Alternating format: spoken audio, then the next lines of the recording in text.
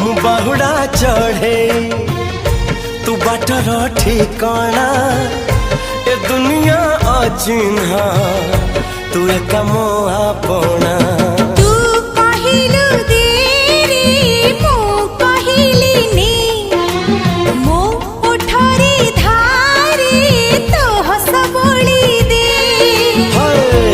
कहिल तारा दे